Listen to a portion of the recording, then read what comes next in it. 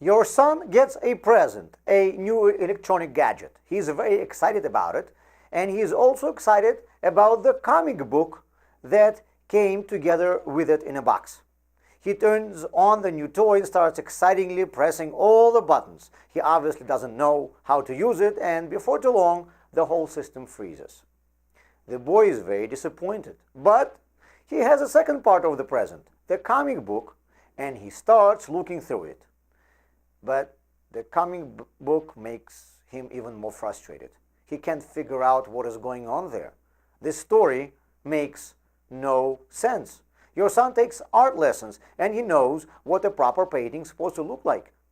Very quickly he realizes that the drawings in the comic booklet are not real art. They are no more than stick figures drawn by an amateur. When you come home from work, you find a very disappointed child. The new toy he was so excited about is not working, and the comic book makes no sense.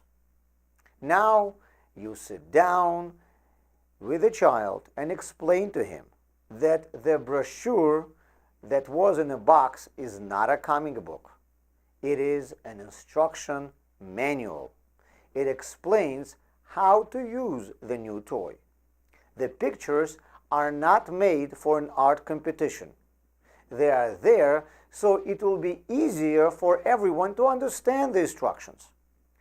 Had they been drawn more artistically, it would have lessened the clarity of their directives.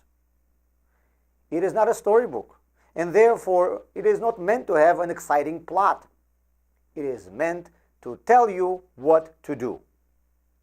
Had your child realized this from the beginning, his story would have probably been working now.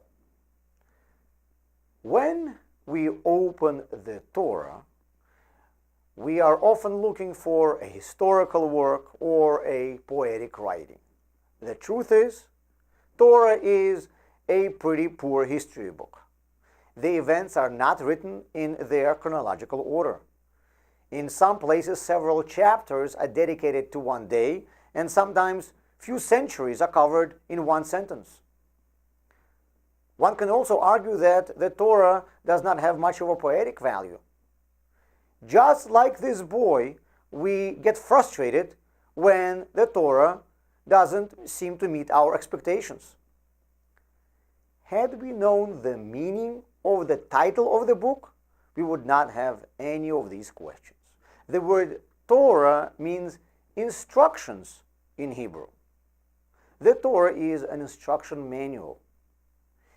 Its stories are there only to illustrate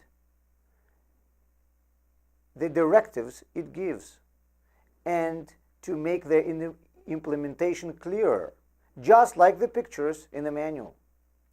People often don't like reading manuals. We would rather delve into novels or comic books. Is this the reason why we end up messing up so often? But, as the saying goes, when all else fails, read the instructions.